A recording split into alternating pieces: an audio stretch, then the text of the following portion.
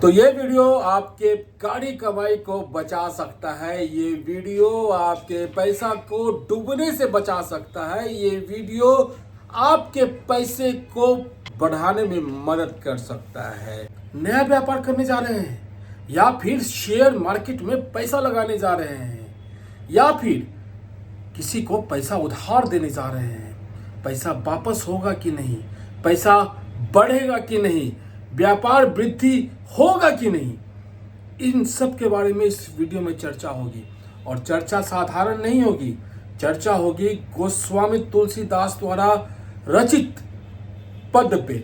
आइए जानते हैं पंडित सुब्रत मिश्रा जी से कि क्या उन्होंने लिखा है, कैसे उन्होंने कविता का रूप दिया है इन नक्षत्रों को। आइए जानते हैं। आपका बहुत बहुत स्वागत है हमारे यूट्यूब चैनल पे। आपका भी बहुत बहुत स्वागत है। देखिए, हमारी धरती जो सौरमंडल में है, ये नक्षत्र राशि और ग्रहों के ऊर्जा के अनुसार ही संचालित होती है। तो विभिन्न वेद पुराणों में, शास्त्रों में इसके बारे में चर्चा है। तो हम ज़्यादा समय नहीं लेंगे, डायरेक्ट विषय वस्तु पे आते हैं। ये एक गीता प्रेस गोरखपुर के द्वारा प्रकाशित पुस्तक है ज्योतिष तत्वांक। इसी पुस्तक में गोस्वामी तुलसीदास जी ने दोहा के द्वारा बताया है कि किन किन नक्षत्रों में नए व्यापार को करें, ऋण दें या शेयर सट्टा लगावें, उससे आपके व्यापार या धन नहीं डूबेंगे, और कौन कौन से नक्षत्र वर्जित हैं। तो देखिए, ये दोहा सारा वाली है।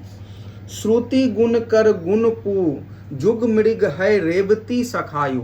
इसमें सब में नक्षत्र की चर्चा है। देही लेही धन धरनी अधरु गहु न जाहि काऊ, अर्थात श्रवण धनिष्ठा सतभिषा हस्त चित्रा स्वाति पुष्य पुनर्वसु मृगशिरा अश्विनी रेवती तथा अनुराधा में किया गया व्यापार एवं दिया गया धन वर्धक होता है।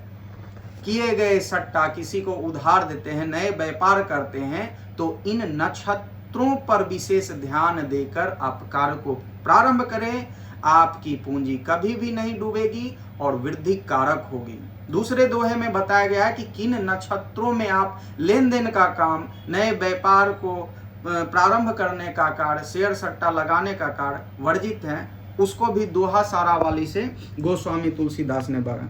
उगुन पुगुन बी अज क्रिमा आभ मुगुनु साथ हरो धरो गारो दियो धन फिरी चढ़ई न हाथ। अर्थात उत्तरा फागुनी नक्षत्र, उत्तरा साढ़ा उत्तरा भाद्रपद, पूर्वा फागुनी पूर्वा साढ़ा पूर्वा भाद्रपद, विशाखा रोहिणी कृत्तिका मघा आद्रा भरनी आश्लेषा और मूल नक्षत्रों में व्यापार को कर रहे हैं, किसी को ऋण दे रहे हैं या पैसे नए अकाउंट खोला के उसमें पैसा को जमा कर रहे हैं, तो इन सब नक्षत्रों में वर्जित है।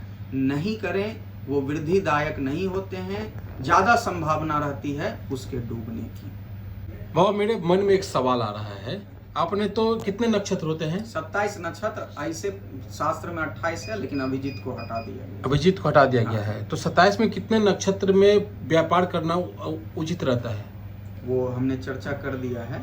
अच्छा। इन नक्षत्रों, पहले दोहावली के जो नक्षत्र हैं उसमें व्यापार उचित होते हैं, और दूसरे दोहावली में अनुग्रहित जो भी नक्षत्र हैं उसमें वर्जित है। तो बाबा, सबसे बड़ी बात यह है कि अब हर कोई तो ये किताब लेके तो बैठा हुआ नहीं है, तो कैसे पता चलेगा कि ये नक्षत्र कौन सा चल रहा है किस समय, और क्या ये कोई राशि पे भी इफेक्ट करता है? राशि मान लें कि हर व्यक्ति अलग अलग राशियों का होता है, तो क्या उससे भी कुछ असर करता है? एकदम बिल्कुल। देखिए, 27 नक्षत्र हैं तो 9 ग्रह हैं। 9 से आप विभाग करिएगा तो एक ग्रह के 3-3 नक्षत्र हिस्से लगते हैं। प्रत्येक नक्षत्र के 4 चरण होते हैं, तो 2.25 नक्षत्र राशि के हिस्से में आते हैं। तो राशि, नक्षत्र और ग्रह एक दूसरे के पूरक हैं, एक दूसरे के बिना वो चल ही नहीं सकते। तो सबसे सरल और आसान सी बात है कि आप किसी भी कैलेंडर, चाहे वो ठाकुर प्रसाद हो, महावीर प्रसाद हो, सामान्यतः कैलेंडर मिलते हैं, उसमें प्रत्येक दिन प्रत्येक राशि और नक्षत्र की चर्चा होती है। इसके अलावा आज के इस युग में एक से एक ऐप आते हैं, उसमें पंचांग में प्रत्येक दिन कौन से नक्षत्र, कौन सी तिथि है, कौन से पक्ष हैं, इसका वर्णन रहता है। आप इस तरीके से पता कर सकते हैं। कोई भी नक्षत्र जो है ये लगभग 24 घंटे तक रहती है। कुछ नक्षत्र जो है वो 24 घंटे से कुछ कम और कुछ नक्षत्र जो हैं वो 24 घंटे से ज़्यादा भी रहते हैं। तो सामान्यतः नक्षत्र जो हैं वो एक दिन तो रहेंगे, दिन से लेकर रात तक एक दिन रहेंगे। हाँ। तो मतलब कि नक्षत्र का क्रम जो है, जैसे आपने जिस क्रम में आपने बोला है, हाँ, तो क्या वो क्रम है या फिर डिफरेंट क्रम आता है? देखिए, जिस प्रकार सौर मंडल में सूर्य से जो भी ग्रह हैं, चाहे वो बुध हो, शुक्र हो, पृथ्वी हो, ये क्रमशः इनका एक क्रम है जो प्रकृति ने इसको दिया है क्रम। उसी प्रकार हमारे पृथ्वी के चारों ओर जो भ्रमणशील राशि हैं और नक्षत्र हैं, तो उनके भी क्रम है। तो शास्त्र में उनके क्रम है। आप देखना चाहें तो इस तरीके से क्रम होते हैं। इस लिस्ट में प्रथम नक्षत्र अश्विनी है, तो ये 7वां नक्षत्र नहीं हो सकता, ये प्रथम ही रहेंगे। इसी प्रकार क्रम के अनुसार 27 नक्षत्र हैं। उदाहरण के स्वरूप अगर आज पुष्य नक्षत्र है तो कल आश्लेषा नक्षत्र होगा। इसी क्रम से नक्षत्र चलते हैं, इसमें परिवर्तन कोई भी व्यक्ति नहीं कर सकते हैं, क्योंकि ये प्रकृति के द्वारा व्यवस्थित किया हुआ है। तो मतलब कि आपके कहने को कि अगर इसे को फॉलो करे, नक्षत्रों को फॉलो करे, हाँ, तो उन्हें विशेष लाभ मिलेगा और जरूर लाभ मिलेगा। और हानि से भी बचेंगे। और हानि से भी बचेंगे। हानि से बचेंगे, हाँ, एकदम बचेंगे। तो ये प्रमाणित है? ये प्रमाणित है, क्योंकि गोस्वामी तुलसीदास ने और हम अपने जीवन में भी कई लोगों को कर्ज दिया है, तो उसमें से कुछ कर्ज वापस नहीं आए हैं। और जब हम उस दिनांक को देखा है तो उसमें वर्जित नक्षत्र आए हुए।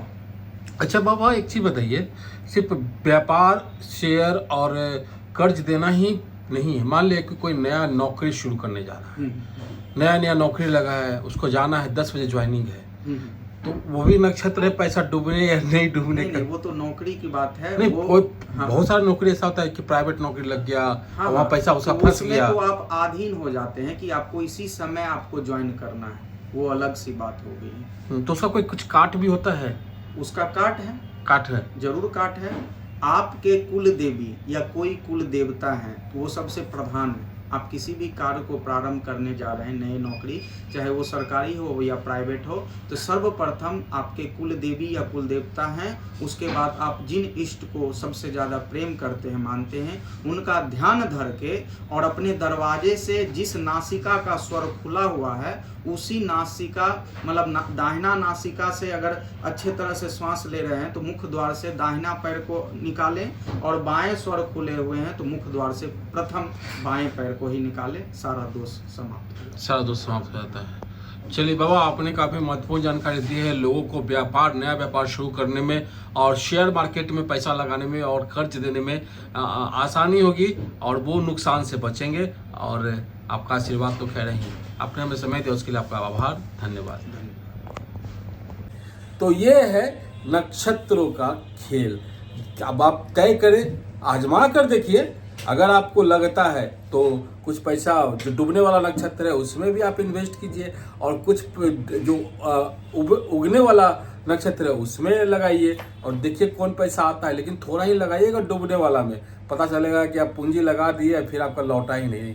आजमाइएगा, अगर टेस्ट करना है तो आप कर लीजिए। तो गोस्वामी तुलसीदास जी ने ये लिखा है, तो ये नेचुरली है कि ये जांचा परखा होगा। उम्मीद है आपको ये वीडियो अच्छा लगा हो तो लाइक कीजिए, शेयर कीजिए, सब्सक्राइब कीजिए हमारे चैनल को। हम फिर मिलेंगे किसी और नए अपने के साथ। जय भारत, जय बिहार, जय हिंद।